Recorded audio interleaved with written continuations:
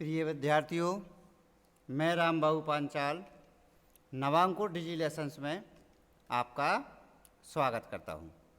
आज हम सामाजिक विज्ञान कक्षा 9 अध्याय 8 मानचित्र पठन एवं अंकन पर चर्चा करेंगे। तो मानचित्र पर चर्चा करने के पूर्व सबसे पहले मानचित्र का अर्थ जानना आवश्यक है।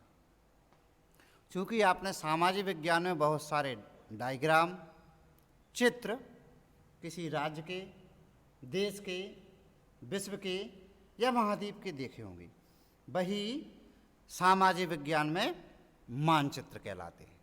अब इसका पारिभाषिक रूप से कैसे इसकी व्याख्या की जाए, तो धरातल के किसी भूभाग को या धरातल के किसी भूभाग का चित्र जिसमें मापक, रूढ़ चिन्ह, अक्षांश, देशांतरों का उपयोग हो, ऐसे चित्र को जो किसी समतल सतह पर या पटल पर बनाया गया हो, उसको मानचित्र कहा जाता है। साधारण शब्दों में मानचित्र भूभाग विशेष का एक चित्रात्मक स्वरूप होता है जो द्विआयामी होता है, अर्थात जिसमें लंबाई और चौड़ाई होती है। इसके निर्माण में मुख्य रूप से प्रक्षेप का योगदान महत्वपूर्ण माना गया है। प्रक्षेप क्या होता है? किसी भी गोलाकार धरातल या उसके किसी अंश को समतल कागज पर, समतल पटल पर, कपड़े पर, बोर्ड पर, दीवार पर किसी मापक और नियमों के अनुसार, अर्थात जो भी उसका अक्षांशीय और देशांतरीय विस्तार है, उनके अनुसार जो चित्र बनाया जाता है उसी को मानचित्र कहा जाता है, जिसमें रूढ़ चिन्हों का उपयोग किया जाता है। अब रूढ़ चिन्ह क्या है? मानचित्र में उपयोग होने वाले विभिन्न प्रकार के पर्वत, नदियाँ, बस्तियाँ, यातायात के साधन, तीर्थस्थल, इनको दर्शाने के लिए जो चित्र का उपयोग किया जाता है वो रूढ़ चिन्ह कहलाते हैं। मानचित्र की परिभाषा है, मानचित्र पृथ्वी या उसके किसी भूभाग के चुने हुए तथ्यों व लक्षणों का एक निश्चित मापक तथा प्रक्षेप पर उपयुक्त रूढ़ चिन्हों द्वारा किसी समतल पटल पर प्रदर्शन करना ही मानचित्र। मानचित्र का क्या महत्व? तो किसी भी भूभाग का अध्ययन मानचित्र के माध्यम से किया जाता है। इसमें रोचक तथ्यों के उपयोग करने से या अच्छे तरीके से हमें उस विषय वस्तु की जानकारी आसानी से प्राप्त हो जाती है। अर्थात मानचित्र किसी भी स्थल के को प्रदर्शित करने का एक रोचक तरीका है। यह पूरे विश्व में समझने वाली भाषा है या विषय वस्तु है।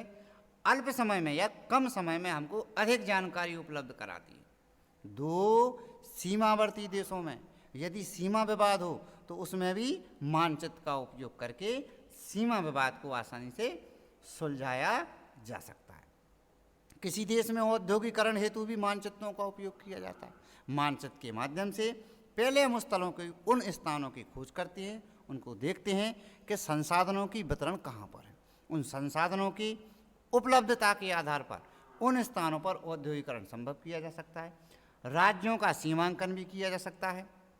युद्ध के समय में सैनिकों के लिए बड़े सहायक माने जाते हैं, पर्यटन में भी सहायक होती हैं। और मानचित्र का उपयोग सामाजिक विज्ञान के साथ साथ अन्य विषयों में किया जा सकता है और किया जाता है। जैसे मौसम विज्ञान में इसका उपयोग होता है, समुद्र विज्ञान में होता है, वनस्पति शास्त्र में होता है, राजनीति विज्ञान में होता है, इतिहास में होता है और भूगर्भ विज्ञान में होता है। तो मानचित्र का अध्ययन करने संबंधी उसमें कौन कौन सी बातों को जानना आवश्यक है, ये कहलाती है मानचित्र के तत्व।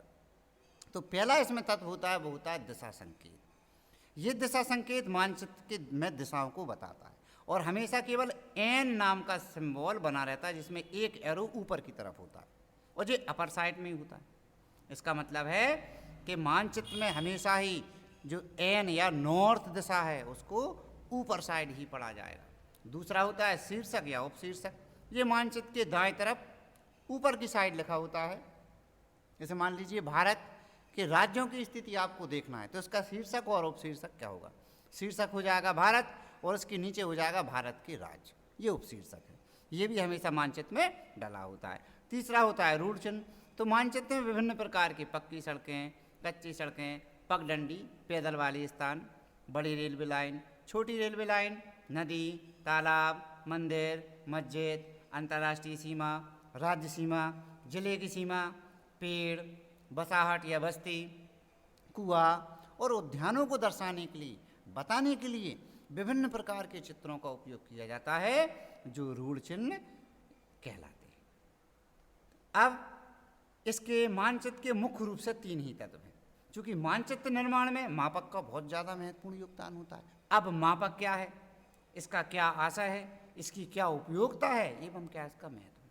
तो आशय, मानचित्र के किन्हीं 2 बिंदुओं के बीच की दूरी, मान लीजिए आपके पास कोई मैप है, उसमें 2 स्थान भरे हुए हैं, उनकी दूरी चूँकि वो पेज पर हो सकती है, एक बड़े फ्लैक्स पर हो सकते हैं, दीवार पर लटके हो सकते हैं, विनाइल में बने हो सकते हैं। तो पहले आप उसकी दूरी माप लीजिए।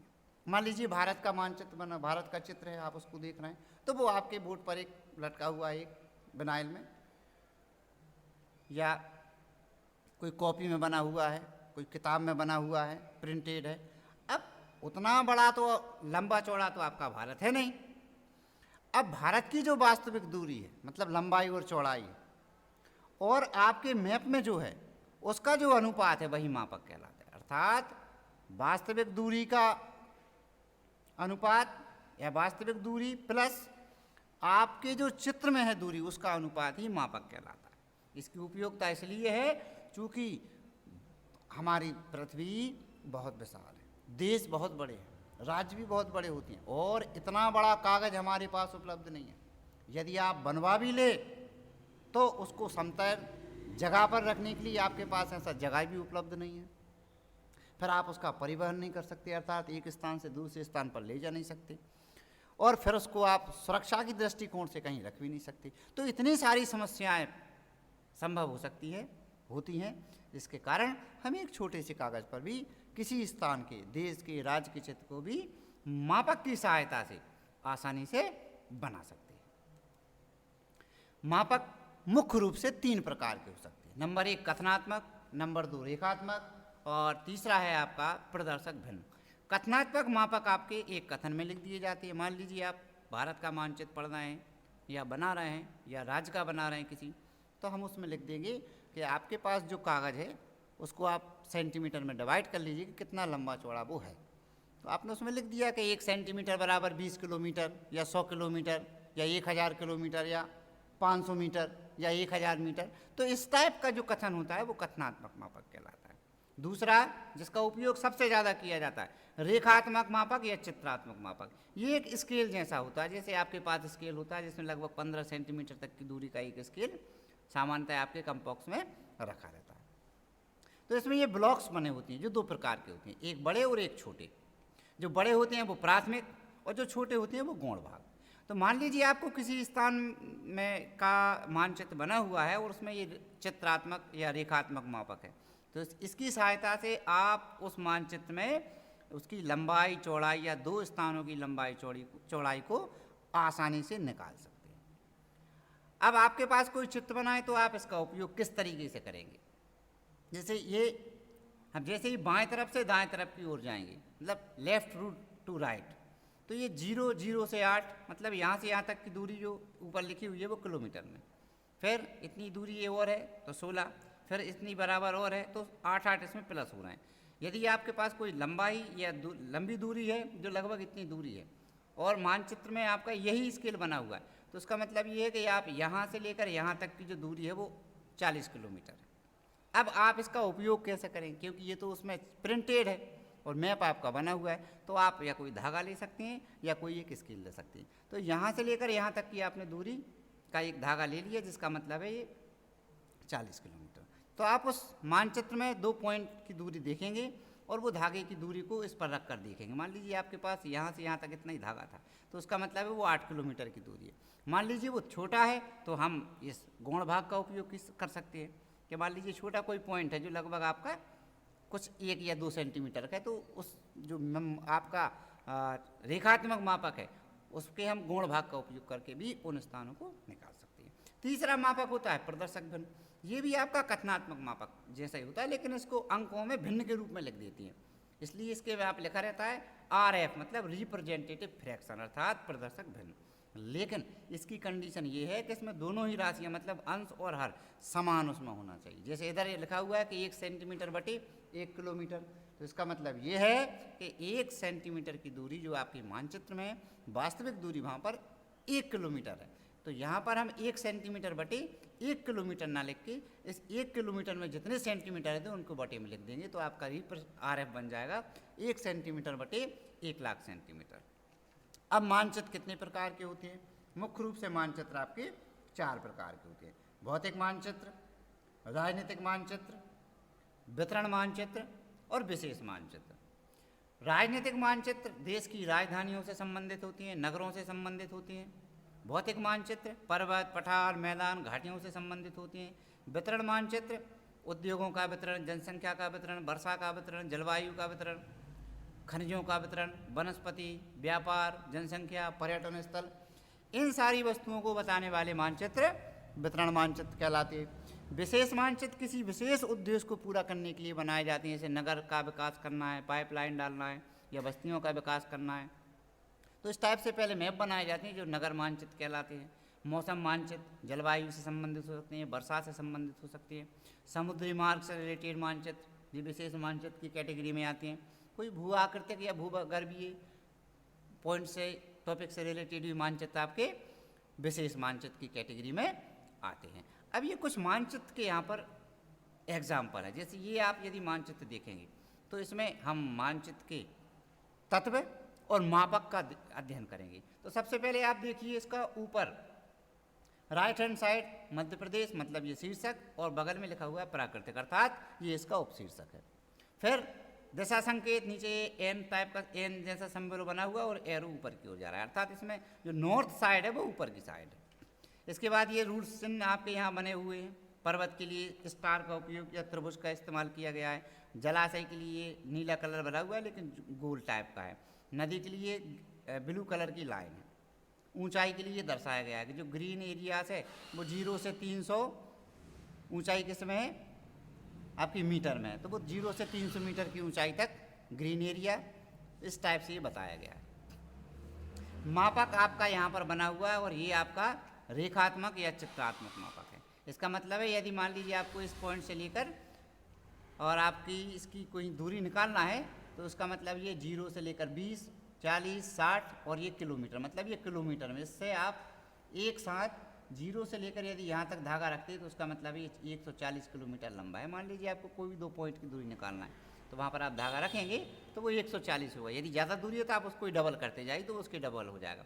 यदि कोई छोटी दूरी है तो हम लेफ्ट हैंड साइड जो कि गौण भाग होती हैं उसका उपयोग कर सकती है। दूसरा एग्जाम्पल हमारे प्राकृतिक ये राजनीतिक मानचित्र का, जैसे मुख्य रूप से किसी भी राज्य के राज्यों को, नगरों को, तहसीलों को, जिलों को या संभागों को बताया जाता हो, ऐसे मानचित्र राजनीतिक मानचित्र कहलाती है।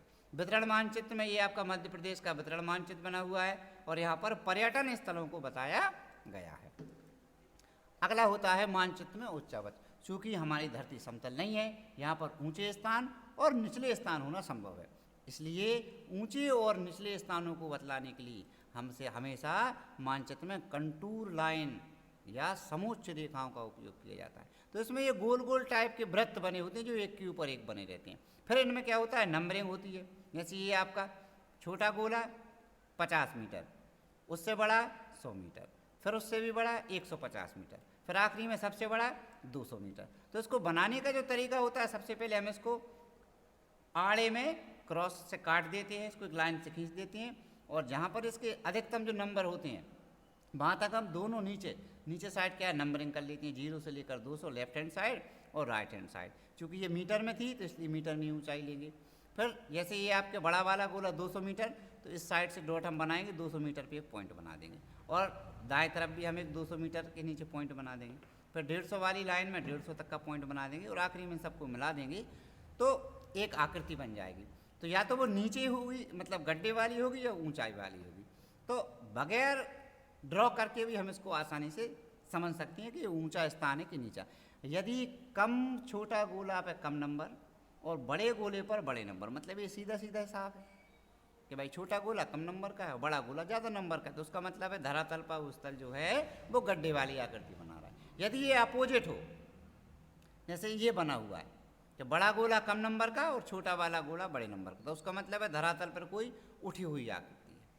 इसके माध्यम से भी हम उसको उच्चावत का के अध्ययन कर सकते हैं कि मानचित्र में ये जो आपकी आकृति बनी हुई है ये किस टाइप की है।